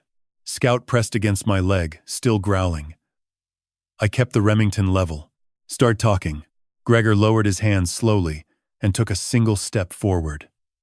The motion light caught his face. 50-ish, heavy-jawed, deep-set eyes. A nose that had been broken more than once. His black leather jacket was zipped to the collar. His boots were wet from the river fog. Your son owes my employers $520,000, he said. Bad investments. You already know this. He came to us 18 months ago looking for capital. We extended credit. He lost it. Then he lost more. Interest accumulated. By spring, the number was beyond what he could repay through normal means. So he decided to kill me. Gregor's expression did not change. He proposed an arrangement. Your life insurance policy, $750,000. Your property, $890,000. He told my employers that you were in poor health, that it would not take much. They agreed to extend his deadline, and when I did not die on schedule, your son accelerated the plan. Gregor paused, choosing his words carefully. He asked me to enter your home on 2 occasions. The first time, I switched your medication. The second time I photographed you sleeping and left the image on your porch. The words hung in the fog between us. This man had stood in my bedroom, had opened my medicine cabinet, had pointed a camera at my face while I slept 3 feet away. Why? I asked. Why are you telling me this? Because I am done. Gregor's voice was flat, matter of fact. I agreed to surveillance, monitoring, pressure. That is standard. But your son's plan crossed a line I do not cross. He met my eyes through the mist. I do not kill firemen, Mr. Keene. Dead firemen make headlines. Headlines bring FBI. FBI brings problems that cost my employers far more than $520,000. He reached slowly into his jacket. My finger tightened on the trigger guard. He noticed and stopped. I am reaching for a USB drive, he said calmly. Nothing else. I nodded once. He withdrew a small black rectangle and held it up between 2 fingers. Your son recorded every telephone conversation he had with my employers over the past 6 months. He called it insurance. A faint, humorless smile crossed his face. Ironic word, considering. The recordings contain dates, amounts, names, and detailed discussions of the plan to collect on your policy. Everything a prosecutor would need. Why would Dylan record those calls? Because your son is not stupid. He knew that if things went wrong, he would need leverage. Something to trade if my employers decided he was more trouble than he was worth. Gregor shrugged. He underestimated how quickly things would go wrong. He extended his arm, offering the drive. I held my position for a long moment, then lowered the shotgun and walked forward. The fog closed around me as I crossed the yard. I took the drive from his hand. It was warm from his pocket, lighter than a coin. Gregor looked down at Scout, who had followed me across the yard and now stood between us. Ears flat, hackles still raised, but no longer growling. Your dog knew every time, Gregor said quietly. Both nights. He barked before I was through the door. He paused. Good dog. Scout's tail moved. Once. Twice. Slow and uncertain. As if he was not sure whether to trust this man but sensed that the danger had shifted. Gregor turned and began walking toward the tree line. The fog swallowed his legs first. Then, his torso. Before his face disappeared, he stopped and looked back. Your son asked us to do those things, Mr. Keene. The medication. The photograph. I carried them out because it was my job. He paused. But I should not have. And I am telling you now, so that when this ends, and it will end, the full truth is on the table. Will you testify? I asked. My lawyer is already in contact with your prosecutor. He gave a short nod. Full cooperation. Same as the wife. I have no interest in prison, and I have no interest in protecting your son. Then he stepped into the fog and was gone. The river sound swelled in his absence, water over stone, steady and ancient. The motion light clicked off. Darkness returned. I stood in the yard holding the USB drive. Scout pressed against my leg. His tail was still moving slowly. The first time in days. I looked down at him. You knew, did you not? I said. Every single time. You tried to tell me. Scout looked up at me and pressed his nose into my palm. I went inside, locked the door, and sat at the kitchen table. The drive lay in front of me, small and black against the worn wood. Inside it was Dylan's voice, planning my death. Inside it was the evidence that would end this. The man who had broken into my home to terrorize me had just handed me the key to saving my life. Frank was waiting at the sheriff's office when I arrived at 7 the next morning. He had cleared the conference room. Blinds drawn, door closed, laptop open on the table. 2 paper cups of coffee sat untouched beside it.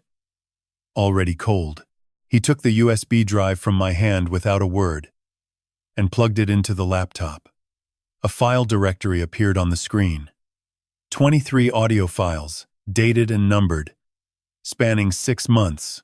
Frank clicked the first one. Static hissed through the speakers. Then a voice. Dylan's voice. "The timeline is set," Dylan said. The recording was clear, captured on a phone held close. His tone was calm, measured. The voice of a man discussing quarterly projections. Not the murder of his father. Father's Day. "I will send the package. He cannot eat sugar, so there is a good chance he gives it away.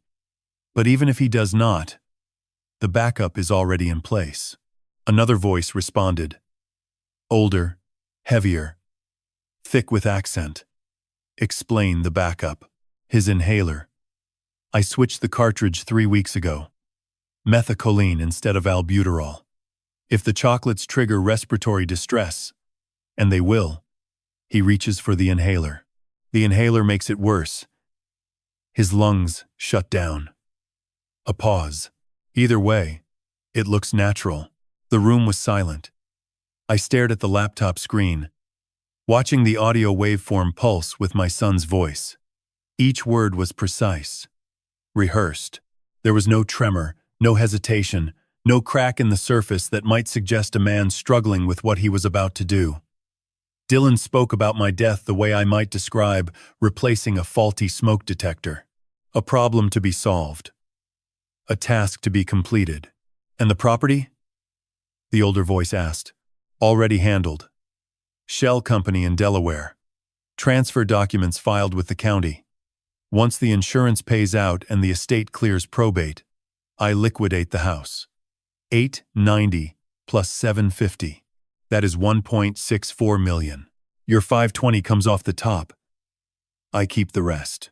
If you fail, we collect another way. The wife and the girl make acceptable collateral." Dylan did not hesitate. "I will not fail." Frank stopped the recording. The silence that followed was absolute. Neither of us moved. I could hear my own pulse in my ears, slow and heavy, like a drum being struck underwater. Frank clicked the next file. And the next. Each recording added detail. Dates when the shell company was formed. The name of the paralegal, whose credentials Dylan had stolen to access Victor's title records. The specific concentration of tetrodotoxin Dylan had sourced through a contact in Portland. The timeline for the medication switch. Every piece of the plan. Documented in Dylan's own voice, filed chronologically like minutes from a board meeting. By the 9th recording, I asked Frank to stop. I could not listen to any more. Not because the content was shocking. By now, nothing Dylan had done could shock me, but because his voice was so familiar. The same voice that had once called me from the fire station, asking if I could bring his forgotten lunch to school. The same voice that had whispered, "I love you, Dad," from the back seat of the truck on the drive home from Margaret's funeral. That voice was now calmly describing the most efficient way to stop my lungs from working. Frank closed the laptop and leaned back. His face was drawn, the lines around his eyes deeper than I had ever seen them. "That is enough," he said. "More than enough." He pulled a notepad across the table and began writing. "Here is what we have. Attempted murder. First degree. Fraud. Identity theft. Computer crimes. Conspiracy." He tapped the pen against the paper. "The USB recordings are direct evidence of premeditation. Nicole's testimony corroborates the financial motive. Gregor's cooperation confirms the execution. Victor's documentation proves the property fraud. Dr. Pham's lab results confirm the medication switch, and the toxicology report on the chocolates ties it all together." He picked up the phone and dialed. I listened as he spoke to someone at the county prosecutor's office, his voice steady and professional, laying out the case in the same systematic way I had once watched him map a fire scene. Point by point, layer by layer. When he hung up, he looked at me. "Prosecutor is on board. She is taking it to Judge Martinez this afternoon for a warrant." "How long?" "If Martinez signs today, we move tomorrow morning. Seattle PD SWAT is on standby. I coordinated with their commander last night after you told me about Gregor." He paused. 6:30. Dawn raid. Standard entry protocol. I nodded. "Russell." Frank leaned forward, his elbows on the table. "You do not have to be there. I know. It might be easier if you were not. I know that too. He studied me for a moment, then nodded slowly. All right. I will pick you up at 6. I drove home in the early afternoon. The house was quiet. Scout met me at the door, his tail swinging in that slow, steady rhythm that meant he was glad I was back, but sensed something was wrong. I let him out onto the porch and watched him stand at the railing, nose lifted toward the river, the same spot where Margaret used to stand. I went to the mantel above the fireplace and picked up the photograph. Margaret and me, taken on the back porch the summer before she died. Her hair was silver in the sunlight. She was laughing at something I had said. Her head tilted back, eyes closed. I was looking at her the way I always looked at her, like she was the answer to a question I had not figured out yet. I held the photograph and stood there for a long time. I am sorry I could not save him, Maggie, I said quietly. I tried. You know I tried. But whatever was inside him that made him your son, that made him the boy who wanted to be a fireman, that part is gone. And I cannot bring it back. The house was silent. The river moved outside. Scout padded back in and sat beside me, pressing his weight against my leg. But I can save Lily, I said.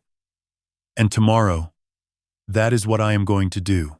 I set the photograph back on the mantel, opened my notebook, and wrote the last entry I would make before everything changed. Learn but Darkey. SWAT moves at 6:30 tomorrow. Seattle. I will be there. Not because I want to see my son in handcuffs, but because I need to see it end. I need to know it is over, and I need Dylan to see my face and understand that I know everything. I closed the notebook. Scout curled up on his blanket. Outside, the sun dropped behind the Cascades, and the sky turned the color of a dying fire. Orange and red, and then slowly, gray. The call came at 4:17 in the morning. I had not slept. I had been sitting in the living room with Scout curled against my feet, watching the darkness thin outside the kitchen window, waiting for something I could not name. Frank's voice was steady, the way it always was before a fire alarm dropped, the kind of steady that means everything is about to move very fast. Russell, we're rolling in 2 hours. Seattle PD is on board. SWAT is briefed. 16 officers, 2 entry teams, north door and south balcony. Dylan's apartment is on the 4th floor. Unit 411. Lakeview Terrace, Capitol Hill. Building manager confirmed he's inside. Lily is with him. B. I closed my eyes when he said her name. Lily. 8 years old, probably sleeping with her stuffed rabbit tucked under her chin, the one she told me about on FaceTime, the one with the missing ear she named Captain. I asked Frank one question: how do we keep her safe? Frank said the negotiator would make first contact by phone at 6:15. If Dylan answered, they would talk him to the door. If he did not answer within 4 minutes, the teams would breach simultaneously. A child specialist from Seattle PD Family Services would be on the 2nd floor, waiting. I asked if I could be there. Frank said no. Protocol. I was the victim, the witness, and the father of the suspect. I could not be within 3 blocks of the building until the scene was cleared. I hung up and looked at Scout. He lifted his head, ears forward, and I swear that dog knew. I made coffee. I did not drink it. I stood at the counter and watched the steam rise and disappear, the way smoke does when a fire has been out for hours but the walls are still hot. At 5:42 my phone buzzed. Frank again. Nicole is secured. She's at a safe house in Bellevue with a female officer. She recorded a final statement last night. Prosecutor has it. I asked about Gregor.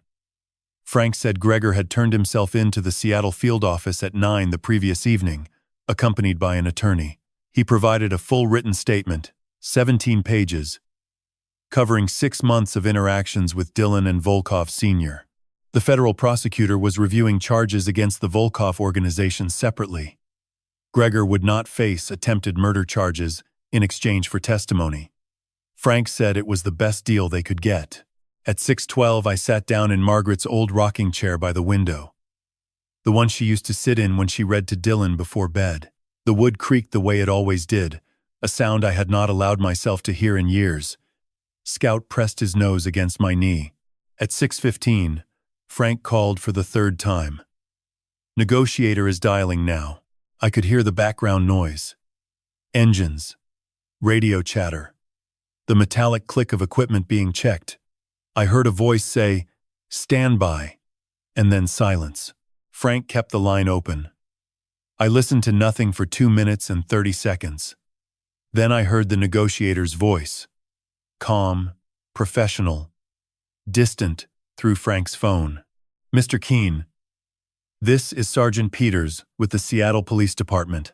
We need you to come to the front door with your hands visible. Your daughter is our priority. No one needs to get hurt today." Silence. 10 seconds. 20. 30. I counted each one the way I used to count seconds, between a roof collapse warning and the order to evacuate. Every second is a decision someone is making. At 41 seconds, I heard a door open. The negotiator spoke again. "That's good, Dylan. Keep your hands where we can see them. Is Lily with you?" A voice I had not heard in person in 4 years came through the phone. Thin and cracked. "She's in the bedroom. She's sleeping. Please don't scare her." I pressed my hand over my mouth. Scout whimpered. The entry teams moved. I heard boots, sharp commands, the sound of doors being opened fast but not broken. Someone said clear. Someone else said clear. A third voice said child located. Bedroom. Unharmed. Still asleep. Frank spoke directly to me. "Russell. Lily is safe. Dylan is in custody. It's over." I tried to say something, but my throat closed the way it does during a bad COPD episode. Except this time it was not my lungs. It was everything else. Every year of silence. Every unanswered phone call. Every birthday card returned unopened. Every night I sat on this porch wondering where I went wrong. It all pressed against my chest at once. Heavier than any beam I ever carried out of a burning building. Scout put both paws on my lap and licked my face. I let him. At 7:03, my phone rang again. It was not Frank. It was a Seattle number I did not recognize. I answered. A small voice, confused, half awake, said, "Grandpa, there are police here." "Where is Daddy?" I'm scared. I gripped the arm of Margaret's chair until my knuckles turned white. I kept my voice as steady as I could. The voice I used when I talked to children trapped in burning houses. The voice that says everything is going to be fine even when the ceiling is falling. "Hey, sweetheart, it's Grandpa. You're safe. Captain is right there with you. Isn't he? Hold him tight. Some very nice people are going to take care of you. And I'm going to come see you very soon. I promise." She sniffled. "Do you promise?" "Promise. I promise, Lily. Grandpa is coming." I hung up and sat there for a long time.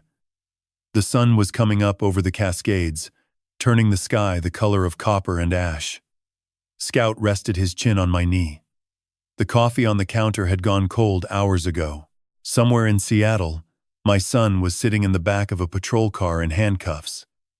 Somewhere in that same city, my granddaughter was holding a stuffed rabbit with a missing ear, waiting for me to keep a promise. I stood up. I packed a bag. I put Scout's leash on. And for the first time in 4 years, I drove north toward my son, not knowing what I would say when I got there, but knowing I had to go. The drive from Bend to Seattle takes 6 hours if you follow the speed limit. I made it in 5.5.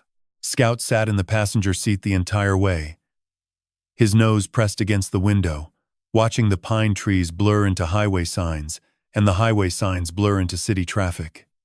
I did not turn on the radio. I did not stop for food.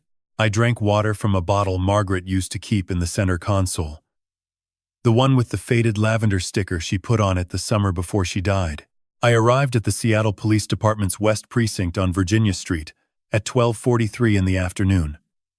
Frank had called ahead. A detective named Huang met me at the front desk, shook my hand, and led me down a hallway that smelled like floor cleaner and burnt coffee. He told me Lily was in a family room on the second floor with a child specialist named Dr. Carla Reeves. He said Lily had eaten a peanut butter sandwich and drawn 4 pictures since that morning. 3 of them were of a dog. 1 was of a house with a river behind it. I asked Huang if I could see her. He said yes, but he needed me to understand something first. Lily did not know what her father had done. She knew police came. She knew Daddy left in a car. She did not know why. Dr. Reeves recommended, I keep it simple. Tell her Daddy has to talk to some people for a while. Tell her she is safe. Do not say the word arrest. Do not say poison. Do not say murder. I nodded. I had talked to children in burning houses. I knew how to hold the truth in one hand and offer comfort with the other. Huang opened the door. The room was small, painted pale yellow, with a round table and plastic chairs and a bin of crayons and a bookshelf with picture books. Dr. Reeves stood near the window. A woman in her 50s with kind eyes and a quiet voice. She stepped aside. Lily was sitting on the floor with Captain in her lap. The stuffed rabbit with the missing ear. She looked up at me, and for a moment, she did not move. Her hair was pulled into a crooked ponytail, the kind a child ties by herself because no one helped her that morning. Her shoes were on the wrong feet. She had a red crayon in her right hand and a half-finished drawing in front of her. A house. A river. A tall man standing next to a small girl. Grandpa? I knelt down. My knees cracked the way they always do. And Scout pushed past me and went straight to her, tail wagging, nose against her cheek. She laughed. It was the best sound I had heard in 4 years. Hey, sweetheart. I told you Grandpa was coming. She wrapped her arms around Scout's neck and buried her face in his fur. Then she looked at me with eyes that were exactly like Margaret's, brown with flecks of gold near the center, and she asked the question I had been dreading since I walked through the door. Where is Daddy? I sat down on the floor next to her. My back protested. My lungs tightened. I ignored both. I picked up a blue crayon and started drawing a sky on a blank piece of paper. Daddy has to talk to some important people for a little while. Like when you go to the principal's office, except for grown-ups. He's okay. He wanted me to come be with you until he's done. She thought about this. Children process information differently than adults. They do not analyze. They feel. I watched her face move through confusion, then worry, then a cautious acceptance that rested somewhere between trust and doubt. Is Daddy in trouble? I drew a cloud. Daddy made some choices that he has to explain. But you are not in trouble. You did nothing wrong. And I am right here. She picked up Captain and held him against her chest. The police lady was nice. She gave me juice. But I want Mommy. I told her Mommy was coming soon. Frank had confirmed Nicole was being transported from the Bellevue safe house and would arrive by 3. I told Lily we could draw pictures for Mommy until she got here. Lily nodded and handed me a green crayon and said, I'll do the flowers. We sat on that floor for 2 hours and 14 minutes. I drew trees. She drew flowers. Scout lay between us with his tail across my ankle. Dr. Reeves watched from the corner and said nothing, which told me she was very good at her job. At 2:57, the door opened. Nicole walked in. She looked like she had not slept in 3 days. Her eyes were swollen. Her hands were shaking. But when Lily saw her, the child dropped everything and ran. Mommy. Nicole caught her and lifted her and held her so tight. I thought she might never let go. She was crying. Lily was crying. Scout stood up and wagged his tail and pressed himself against both of them. I stayed on the floor with a green crayon in my hand and watched my granddaughter hold onto her mother the way I once held onto Margaret when the doctors told us the treatment was not working. Nicole looked at me over Lily's shoulder. She mouthed 2 words. Thank you. I nodded. I did not trust my voice. At 3:15, Huang returned and told me Dylan had been processed and was being held in an interrogation room on the 3rd floor. He asked if I wanted to see him. Not as a witness. Not for the case. The prosecutor had all the evidence. This would be personal, father to son. No recording. No legal consequence. Just a conversation. I looked at Lily, who was now showing Nicole her drawings. The house, the river, the tall man, and the small girl. I looked at the green crayon in my hand. I set it down on the table. Yes, I said. Take me to him. The interrogation room was on the 3rd floor, at the end of a corridor that smelled like concrete and recycled air. Huang walked me there without speaking. His shoes clicked against the tile in a rhythm that reminded me of the sound a fire axe makes against a locked door. Steady, deliberate, final. He stopped at a steel door with a narrow window and looked at me. No time limit, no recording. He's cuffed to the table, but he's calm. If you need to leave, knock twice. I nodded. Huang opened the door and stepped aside. I walked in alone. The room was small. Gray walls.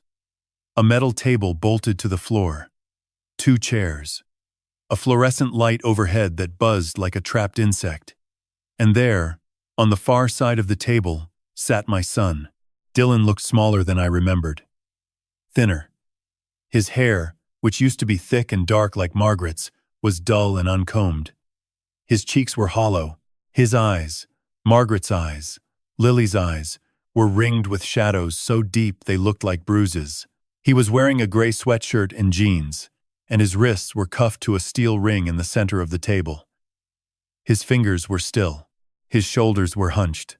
He looked like a man who had been carrying something too heavy for too long and had finally set it down, not because he chose to, but because his arms gave out. He looked up at me. I stood near the door for 3 full seconds before I moved. Then I pulled out the chair across from him and sat down. The metal legs scraped against the floor. Neither of us spoke. I studied his face. 34 years old. I could still see the boy underneath. The one who used to sit on the engine bumper at Station 12 and eat peanut butter sandwiches while the crew washed hoses. The one who told me at 8 years old that he wanted to be a firefighter just like me. The one who stopped saying that around 15 and never told me what he wanted to be instead. Dylan spoke first. His voice was quiet, dry. The voice of someone who has been answering questions for hours and has nothing rehearsed left to say. Hello, Dad. 2 words. The same 2 words he said on the phone the night Tommy collapsed. But this time there was no relief in his voice. No calculation. Just exhaustion, and something underneath it that I had not heard from him since he was 12 years old, and broke the neighbor's window with a baseball, and stood in our kitchen waiting for me to yell. It was fear. I did not yell then. I did not yell now. Hello, Dylan. He looked down at his cuffed hands. I didn't think you'd come. I drove 5.5 hours. I'm here. Silence. The fluorescent light buzzed. Somewhere down the corridor, a phone rang twice and stopped. Dylan said, "How's Lily?" She drew pictures all morning. 3 of them were of a dog. One was of a house with a river behind it and a tall man standing next to a small girl. She asked where Daddy was. I told her you were talking to some important people. His jaw tightened. His eyes filled, but nothing fell. He blinked hard twice and swallowed. She shouldn't have been there this morning. I told them. I told the negotiator she was sleeping. They didn't have to come in like that. They came in like that because you gave your father poisoned chocolates and swapped his inhaler with a chemical that would have stopped his lungs. They came in like that because a man named Tommy Gallagher almost died on a church floor because of what you put in that box. They came in like that because you tried to steal my house, my insurance, and my life to pay off a debt to people who threatened your daughter. Each sentence landed like a closed fist on the table between us. Dylan flinched at the word daughter. He did not flinch at poisoned or lungs or died. He flinched at daughter. That told me everything I needed to know about where his guilt lived. I was going to pay them back, he whispered. The first deal was supposed to work. And then the second one. And then Volkov said the interest was compounding weekly, and I didn't have a choice anymore. You had a choice, Dylan. You had 100 choices. You could have called me. You could have told Nicole. You could have gone to the police. You could have filed bankruptcy and started over with nothing. The way your mother and I started with nothing when we were 23 years old and living in a rented room above a laundromat in Portland. He shook his head. You don't understand. Then explain it to me. Because I have been trying to understand for 4 years. I have been sitting on the porch of the house your mother built, in the chair your mother sat in, with the dog your mother picked out, waiting for my son to call. And when you finally did, it was to check if I had eaten the chocolates that were supposed to kill me. His composure broke. Not all at once. It cracked the way a beam cracks in a structure fire. First a sound, then a shift, then a collapse. His shoulders dropped. His head bowed. His cuffed hands pressed flat against the table, and his fingers spread wide as if he were trying to hold on to something that was no longer there. I'm sorry. His voice broke on the second word. I know that doesn't mean anything. I know what I did. I knew when I packed that box. I knew when I mailed it. I stood in the post office on 4th Avenue, and I held it in my hands, and I thought about Mom, and I thought about Lily, and I mailed it anyway because I was more afraid of Volkov than I was of losing you. And that's the worst thing I've ever done. Not the poison, not the money. The fact that I was more afraid of a stranger than I was of losing my own father. The fluorescent light buzzed. I sat with those words the way you sit with smoke after a fire, letting it settle, letting it find every corner. Your mother would have forgiven you, I said quietly. She forgave everything.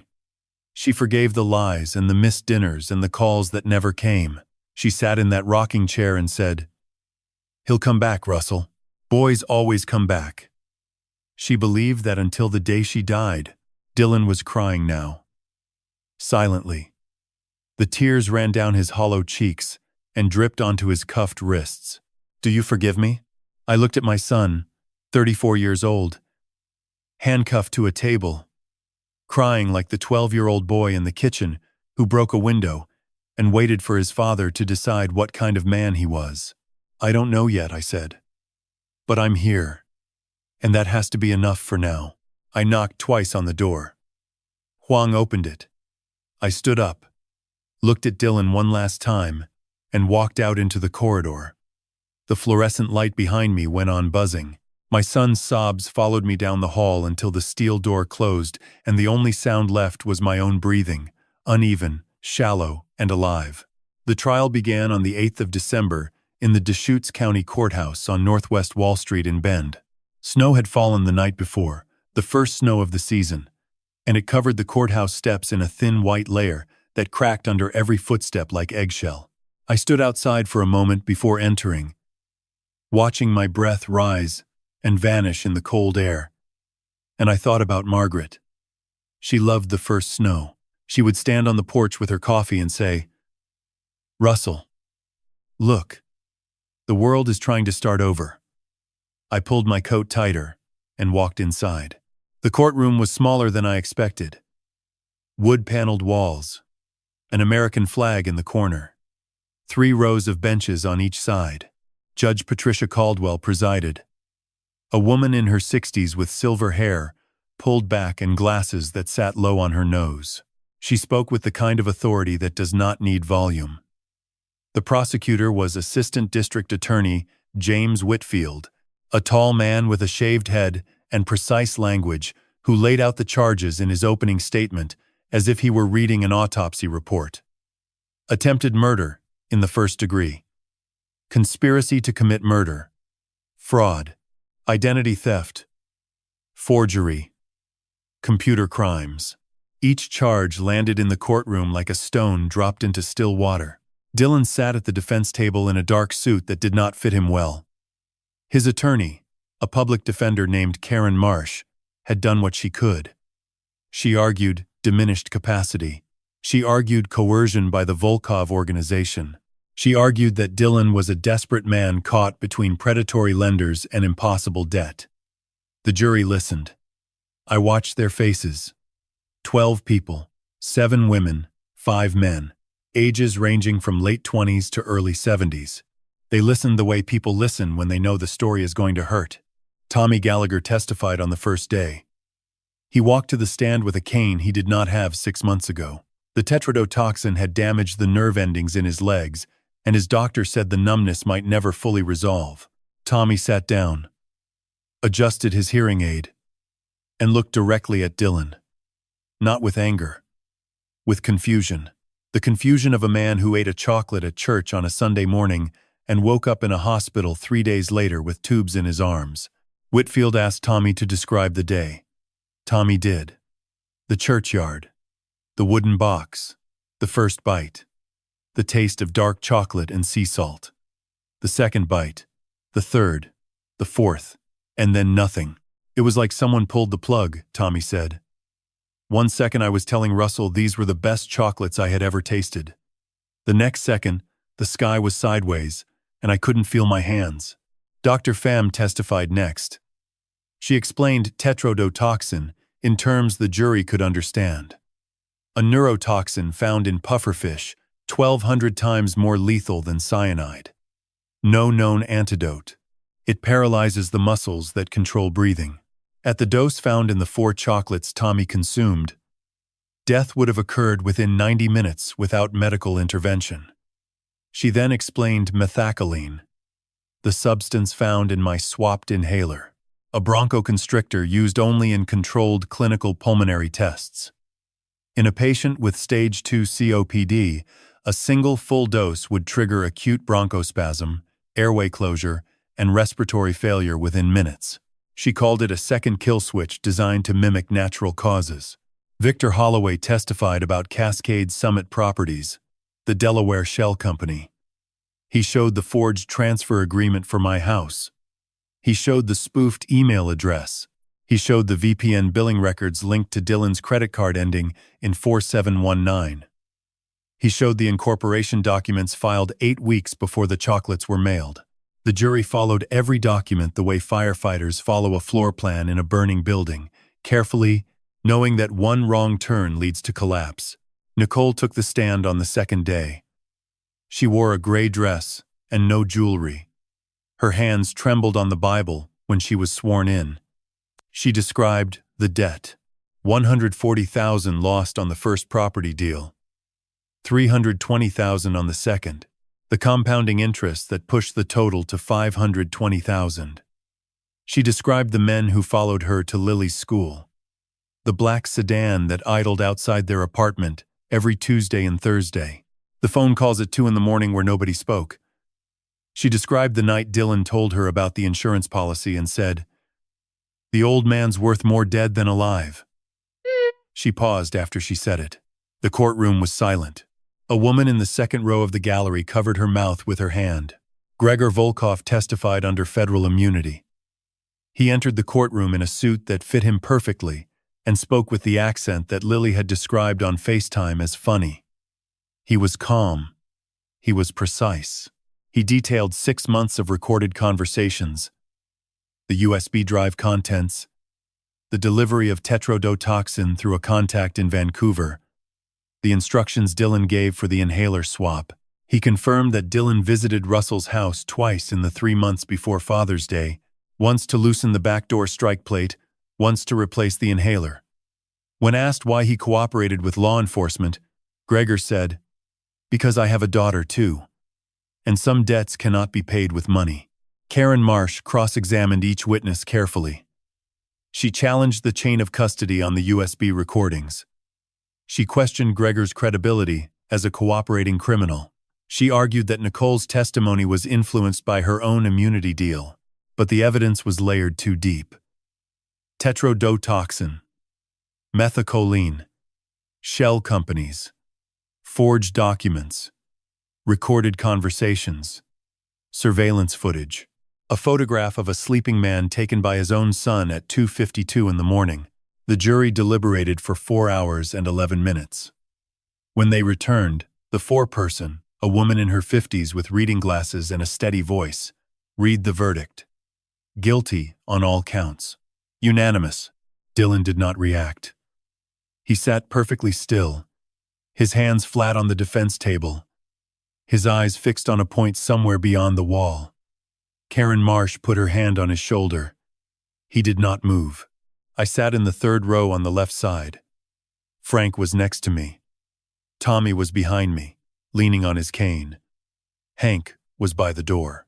I looked at the back of my son's head, and I remembered the day he was born, how Margaret held him and cried and said, "He has your chin, Russell." I remembered his first steps across the kitchen floor in the house on Elk Ridge Lane. I remembered teaching him to tie his shoes, to ride a bicycle, to check a smoke detector battery. I remembered all of it, and none of it matched the man sitting at that table in a suit that did not fit. The judge scheduled sentencing for January. Court was adjourned. People stood. Voices filled the room. I stayed seated until the courtroom was nearly empty. Snow was falling again outside the tall windows. Heavier now, the kind that covers everything and makes the world look clean, even when it is not. Frank touched my arm. "You okay?" I watched the snow. She was right, Frank. Margaret. The world is trying to start over. Lily came to stay with me on the 23rd of December. Nicole drove her down from the safe house in Bellevue, a 5-hour trip through mountain passes dusted white with early winter. They arrived at 4 in the afternoon, just as the sun was dropping behind the Cascades and the sky was turning that deep violet color Margaret used to call the bruise before the stars. Scout heard the car before I did. He was off the porch and at the driveway gate before Nicole had turned off the engine. Lily climbed out of the back seat holding Captain in one arm and a small pink backpack in the other. She was wearing a puffy red coat 2 sizes too big, and rain boots with yellow ducks on them. She saw Scout and dropped everything and ran to him, and he knocked her flat on the gravel and licked her face until she was laughing so hard she could not breathe. It was the kind of laughter that fills a yard the way light fills a room when someone opens the curtains after a long night. Nicole stood by the car and watched. She looked better than the last time I saw her at the precinct. She had color in her face again. Her hair was brushed. Her hands were not shaking, but her eyes carried something that would take years to fade. The look of a woman who had been married to a man she loved and feared in equal measure and was now learning to live without both. I walked to her and put my hand on her shoulder. She leaned into me for a moment. Just a moment. The way a daughter would. She was not my daughter, but Margaret would have claimed her without hesitation. And that was enough. "She's been asking about you every day," Nicole said. "She calls you Grandpa Firefighter. She told her teacher you once carried a cat out of a burning building." "It was 2 cats," I said. "And a parakeet." Nicole almost smiled. She handed me Lily's overnight bag and said she would be back on the 26th. 3 days. Christmas together. She knelt down and hugged Lily for a long time, whispered something in her ear, and then got back in the car and drove away. Lily waved until the taillights disappeared around the bend on Elk Ridge Lane. I looked down at my granddaughter. She looked up at me. Scout sat between us, panting, his tail sweeping the gravel in wide arcs. "Grandpa, can we make hot chocolate?" I had been waiting for her to ask. Not because I planned it, but because Margaret had planned it. Years ago, without knowing she was planning it. The recipe was written on an index card in Margaret's handwriting, tucked inside the wooden recipe box on the kitchen shelf between banana bread and lamb stew. I had not opened that box since she died. The card was yellow at the edges and smelled faintly of cinnamon.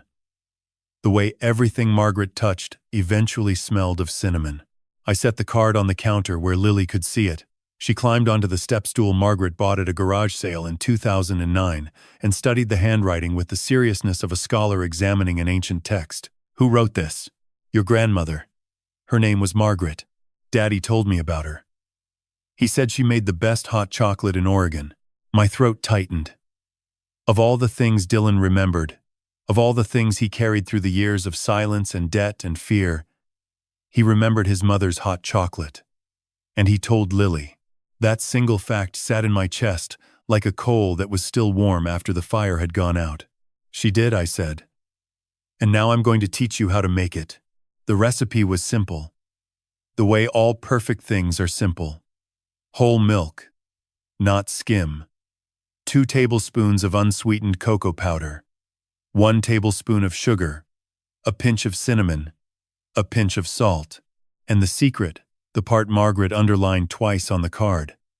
A single square of dark chocolate dropped into the pot at the very end. Stirred until it melted and disappeared. Lily measured the cocoa powder with a concentration that reminded me of Margaret measuring flour. She spilled some on the counter and wiped it with her sleeve and left a brown streak across her red coat. She stirred the milk with a wooden spoon while I held the pot steady. She watched the dark chocolate square sink into the warm milk and dissolve, her eyes wide, as if she were witnessing something miraculous. Grandpa, it's disappearing. It's not disappearing. It's becoming part of everything else. That's what makes it taste the way it does. The best things don't stay separate. They blend in. She thought about this with the gravity only an 8-year-old can summon. Then she nodded and said, like when Scout licks peanut butter off my face and it mixes with dog breath. I laughed. It came out of me before I could stop it. A real laugh. The kind that starts in the belly and shakes the shoulders and makes your eyes water.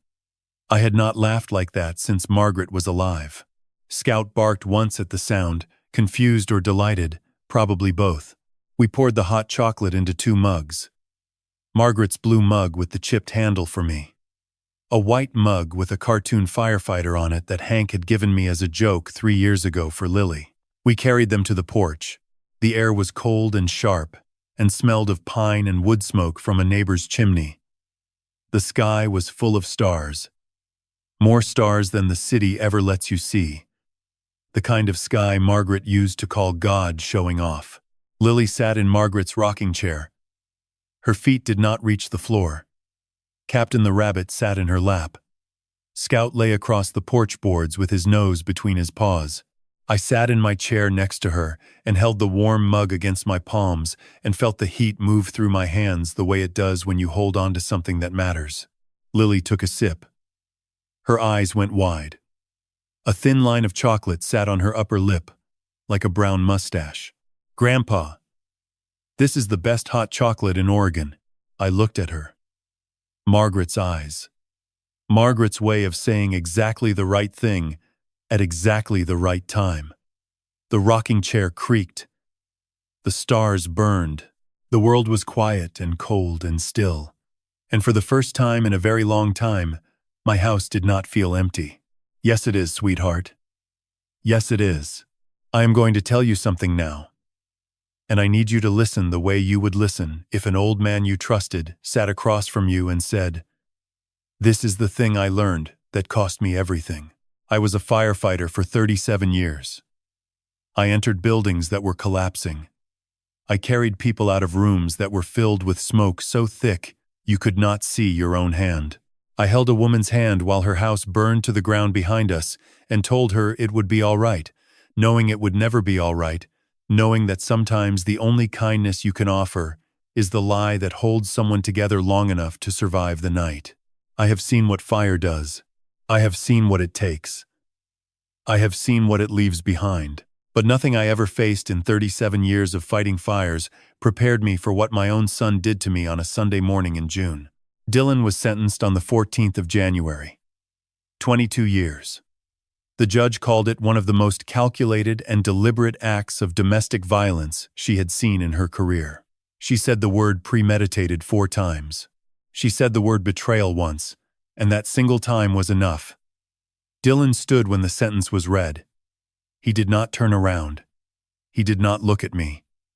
The bailiff led him through a side door, and the door closed, and that was the last time I saw my son as a free man. I do not tell you this story to make you pity me. I do not tell you this to frighten you. I tell you this because somewhere out there, right now, someone is sitting in a quiet house with a dog at their feet, and a gift on the table that they did not ask for. From someone they love but do not fully trust, and they are thinking, "It's probably nothing." I know that thought. I lived inside that thought for years. It is a comfortable thought. It is a dangerous thought. It is the thought that almost killed me. The first lesson I learned is this: trust is not a feeling. Trust is a pattern. You do not trust someone because they are your blood. You do not trust someone because they share your last name or your mother's eyes or the memories of a kitchen that smelled like cinnamon on Sunday mornings. You trust someone because their actions, over time, tell you that they are safe. And when those actions change, when silence replaces conversation, when distance replaces presence, when a $4,000 gift arrives after 4 years of nothing, you do not ignore the change. You face it. You ask the questions that hurt. You open the doors you would rather keep closed. The second lesson is this: pay attention to the people who show up. Not the ones who call on birthdays. Not the ones who send gifts. The ones who show up. Tommy showed up every Sunday for 30 years. Hank showed up with a toolbox and no questions. Frank showed up with a badge and a conscience. Martha showed up with a security camera and a plate of cookies. Victor showed up with a file full of truth. Nicole showed up trembling but honest. Gregor showed up with a USB drive and a sentence I will never forget. Because I have a daughter too. Even Dr. Pham showed up with a sealed inhaler and a warning that saved my life. Pay attention to the ones who show up. They are the architecture of your survival. The third lesson is the hardest. You can love someone and still hold them accountable. You can grieve the boy your son used to be and still accept the man he became. You can visit him behind glass on the first Tuesday of every month and bring photographs of Lily and tell him about her school and her drawings and her dog and her grandmother's hot chocolate recipe. And you can do all of this while knowing that what he did was unforgivable. Love and forgiveness are not the same thing. Love is a door you keep open. Forgiveness is a road you walk at your own pace, and no one, not a judge, not a pastor, not a therapist, not even your own heart, gets to tell you when you have arrived. It is May now. The lavender in the front yard is coming back. Margaret planted it the year we moved in, and every spring it returns without being asked, purple and stubborn and fragrant in the morning sun. Lily is finishing 3rd grade. She can make hot chocolate by herself now, measuring the cocoa with the same concentration her grandmother used to measure flour. She still puts Captain the Rabbit in the rocking chair while she stirs the pot. She still calls me Grandpa Firefighter. She still has Margaret's eyes. Tommy walks without a cane most days. He says the numbness in his left foot comes and goes like weather. We sit in the churchyard on Sunday mornings the way we always have. Except now he brings his own coffee and I bring mine. He made a joke last week about never accepting candy from strangers. I told him I was not a stranger. He said, "Russell, after what happened, everyone's a stranger, until proven otherwise." We both laughed. And the laughter was real. And the morning was warm. And the coffee was good. Scout is 11 now. He sleeps more than he used to. He no longer barks at every sound in the night. Only the ones that matter. He still follows me from room to room. Still presses his nose against my knee when I sit too long in the rocking chair. Still waits by the front door every afternoon at 4:13, the exact time Lily called on FaceTime, as if he believes she might walk through the door at any moment. Dogs remember differently than people. They remember with their bodies. They wait without resentment. There is something holy in that. I sit on this porch most evenings and watch the sky change color over the mountains. The same sky Margaret watched. The same mountains. The same lavender. The same creak in the rocking chair. The world looks the same as it did before. But I am not the same man. I am lighter in some places and heavier in others. I carry less anger and more silence. I sleep with the lights off again. I leave the back door unlocked sometimes, not because I am careless, but because I refuse to let fear be the last thing my son gave me. If you have listened this long, I thank you. If you know someone in a quiet house with a gift they did not ask for and a question they are afraid to answer, send them this story. Not as a warning, as a lantern. Sometimes the only way out of the dark is someone else's light. My name is Russell Keene. I am 68 years old. I am a retired fire captain from Bend, Oregon. I loved my wife. I love my granddaughter. I love my son. And I survived. This story is a work of fiction. All names, characters, places, and events are products of the author's imagination. Any resemblance to actual persons, living or dead, or actual events is purely coincidental. This story is intended for entertainment purposes only and does not constitute legal, medical, or professional advice. If you or someone you know is in danger, please contact local law enforcement or call 911. If you are experiencing thoughts of self-harm, please reach out to the 988 Suicide and Crisis Lifeline by calling or texting 988.